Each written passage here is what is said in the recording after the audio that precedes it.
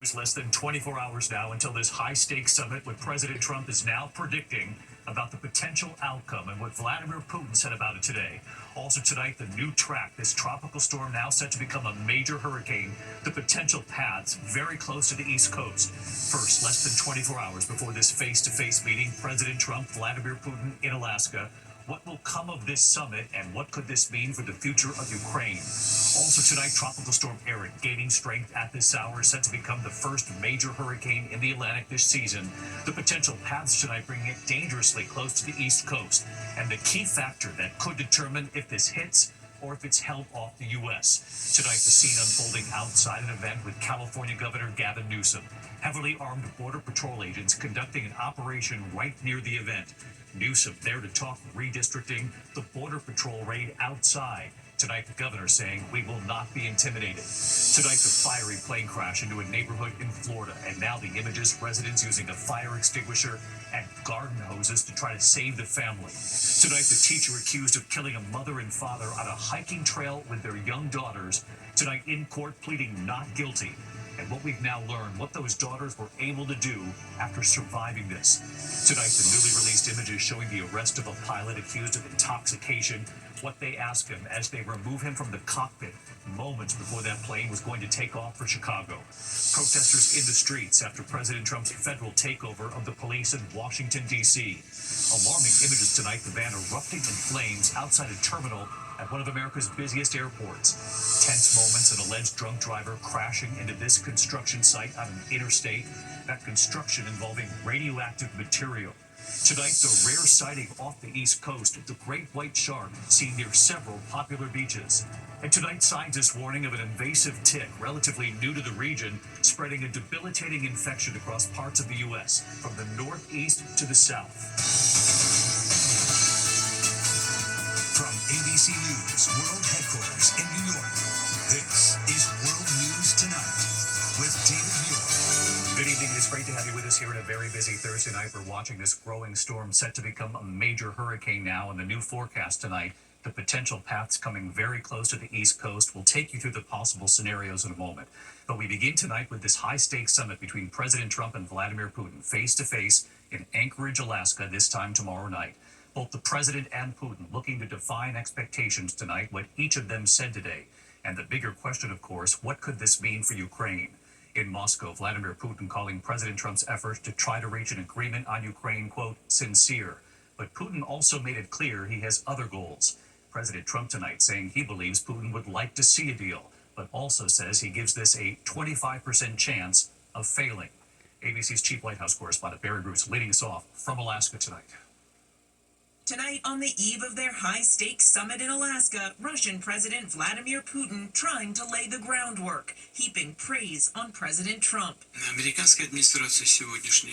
Putin saying the current American administration is making quite energetic and sincere efforts to stop the hostilities, stop the crisis, and reach agreements that are of interest to all parties involved in this conflict. Для того, чтобы создать Putin saying Trump wants to create long-term conditions for peace, both between our countries and in Europe and in the world. But the Russian leader saying he has other goals from this meeting that go beyond the war in Ukraine, that he wants to discuss nuclear arms control. The Kremlin saying trade and economic cooperation will also be on the agenda. Trump today not ruling out those conversations, but saying his focus is on ending the war. I think that President Putin would like to see a deal. I think if I weren't president, he would take over all of Ukraine. But I am president, and he's not going to mess around with me. But Ukrainian President Zelensky, who won't be in the room, says Putin is bluffing. And today, Trump admitting he thinks there's a 25% chance this summit will fail. But if it doesn't, Trump says he wants to quickly bring Putin and Zelensky together for another meeting, even saying Zelensky could join them here in Alaska. I think President Putin will make peace. I think President Zelensky will make peace. We'll see if they can get along. And if they can, it'll be great. And David, one big question, will President Trump hold a joint press conference here tomorrow night, side by side with Vladimir Putin? The White House press secretary said that was the plan, but Trump later saying, though that would be nice, if the summit doesn't end well, he'll just have his own press conference and head home. David?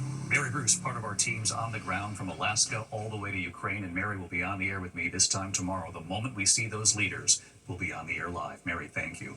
We turn now to Tropical Storm Erin gaining strength, on track to become the first major hurricane of the season in the Atlantic. The new forecast just in, and tonight what this could also be a new tropical depression forming in the Gulf we're watching that's heading toward Texas.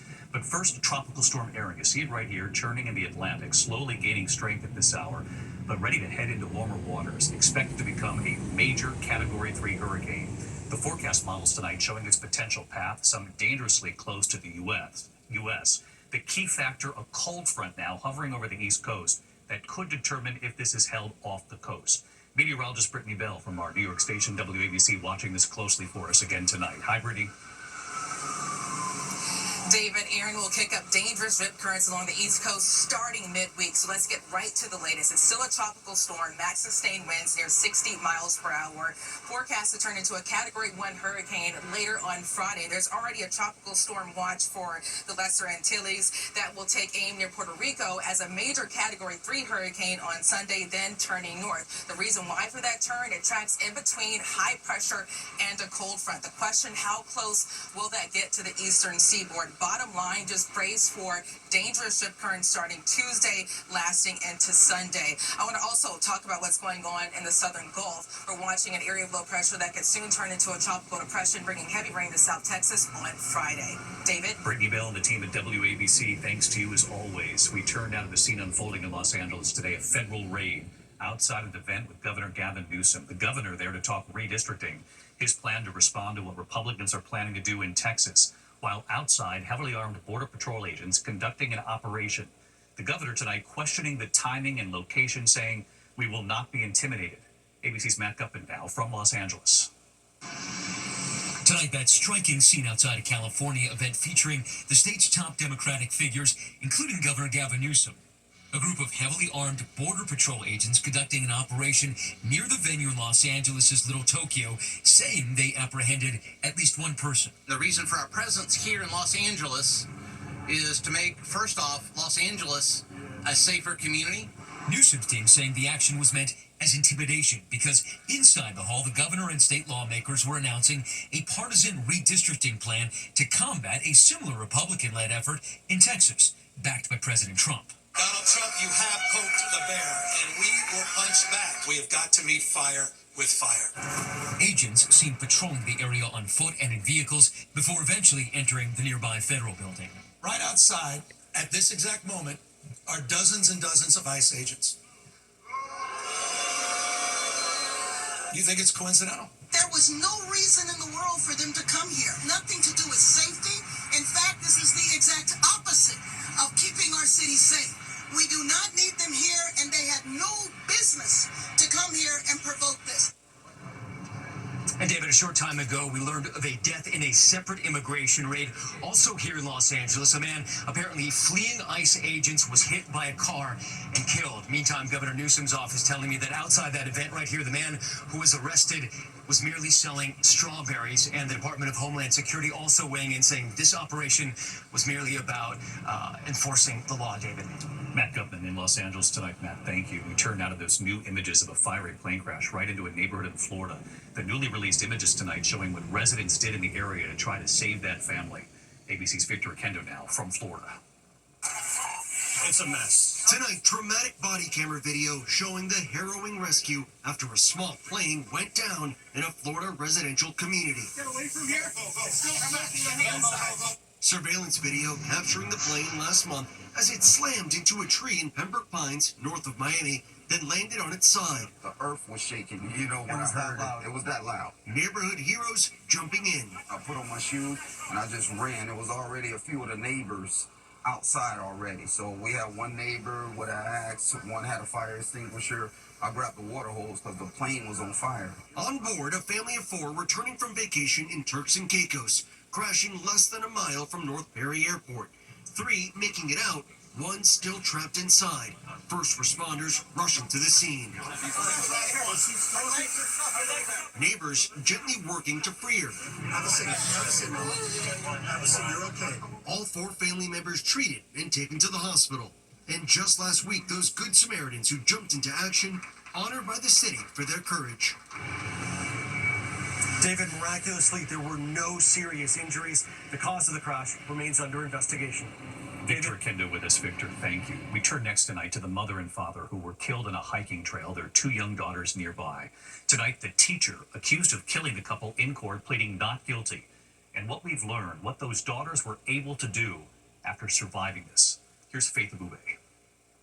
Tonight, the school teacher accused of killing a married couple out hiking with their daughters in a state park in Arkansas, pleading not guilty to murder charges. He largely was quiet. He made a couple of statements to the court, but I wouldn't say that he had any emotion, no. After a 5-day manhunt, police captured 28-year-old Andrew McGann as he was getting a haircut at this barbershop 30 miles from the crime scene at Devil's Den State Park. Authorities say McGann stabbed Clinton and Kristen Brink repeatedly with a knife as they fought to protect their 7- and 9-year-old daughters. They absolutely protected those girls to their fullest extent, to the point that it cost them their lives. The girls survived and, according to police, later gave a description of the suspect. The Brinks family and McGann had coincidentally both just moved to Arkansas. McGann to take a new teaching position, but police know of no connection and no motive. A random act, there's no personal connection between a suspect and a victim is actually extremely rare. And David McGann is being held without bond. If convicted, the prosecutor says he will seek the death penalty. David. Faith Abube reporting tonight. Faith, thank you. Tonight, the newly released images showing the arrest of a pilot accused of intoxication and what they ask him as they remove him from the cockpit just moments before the passenger jet was set to take off for Chicago. Here's Jay O'Brien tonight. Tonight, newly released body camera video shows the moment Savannah Airport police took a pilot into custody, suspected of attempting to fly while intoxicated. You doing okay? Yeah. Officers pulling Southwest airline captain David Alsop out of the cockpit as he was beginning pre-flight checks for a trip to Chicago around 6 a.m. on January 15th. When's the last time you had something to drink? Last night. About how many hours ago? Like 10 hours ago, at least.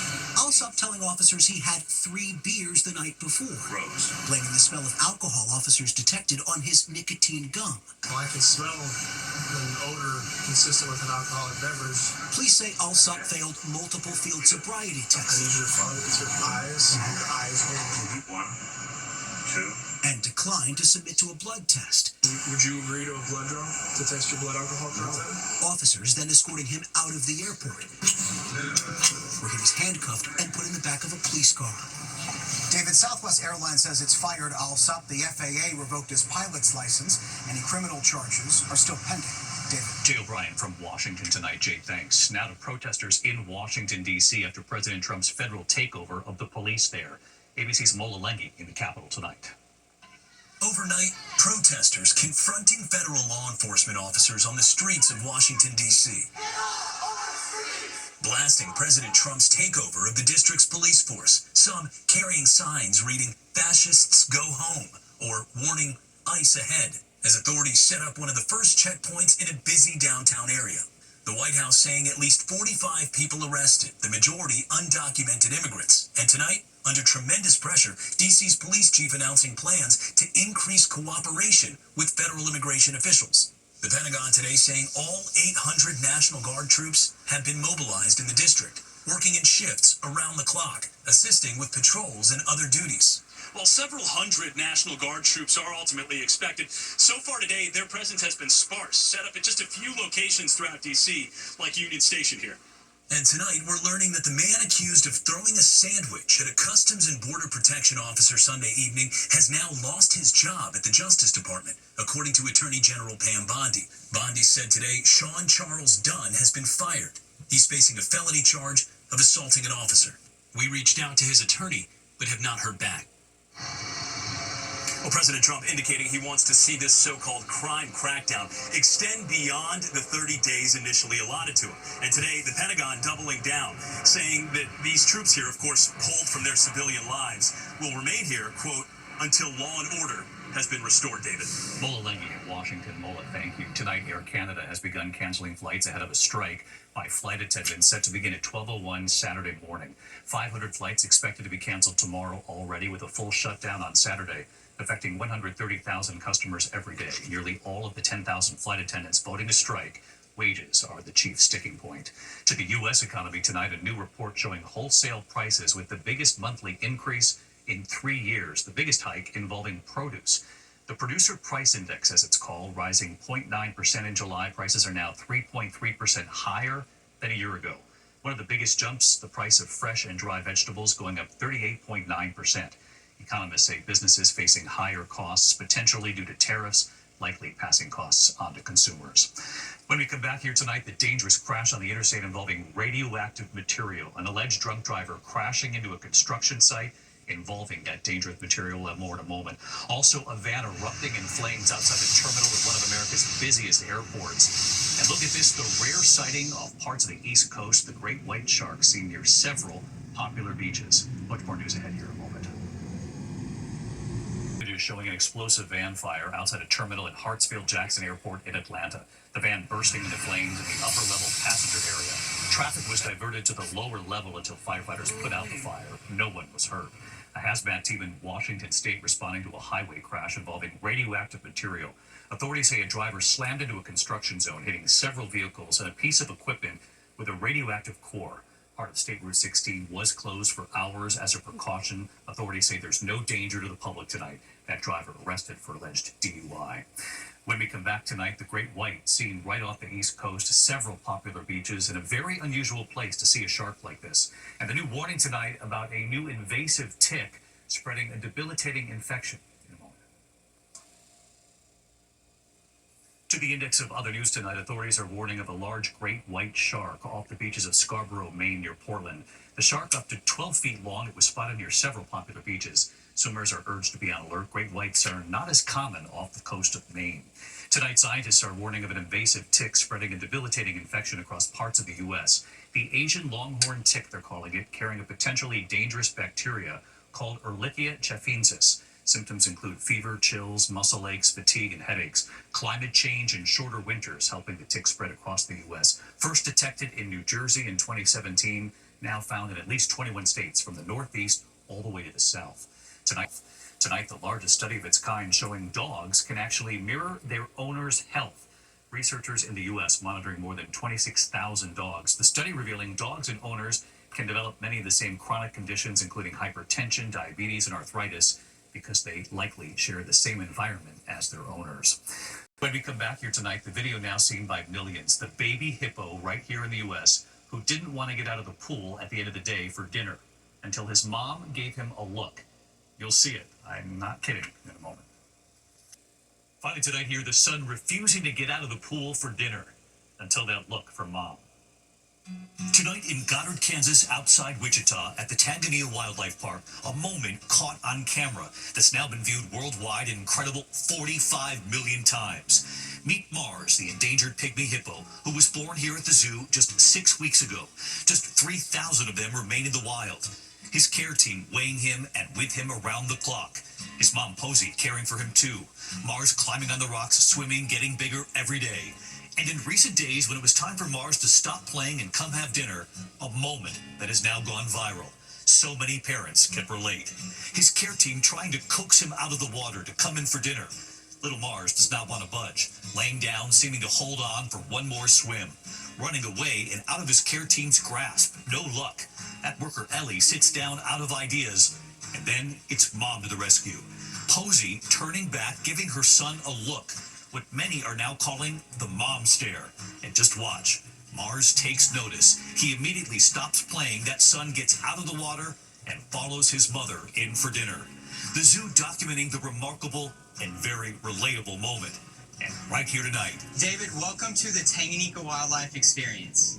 Matt Fouts, director of Tanganyika Wildlife Park.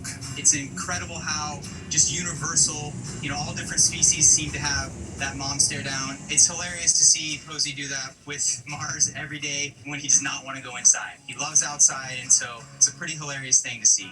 And tonight, an invitation from that zoo to come see the hippo for yourself. We hope everyone will come out to Kansas, to Tanganyika Wildlife Park, check him out. And so, your mission to Mars actually is to Kansas. Well, thank you for the invite, that baby hippo, not messing with mom. I'm David Muir. I'll see you right here tomorrow night. Good night.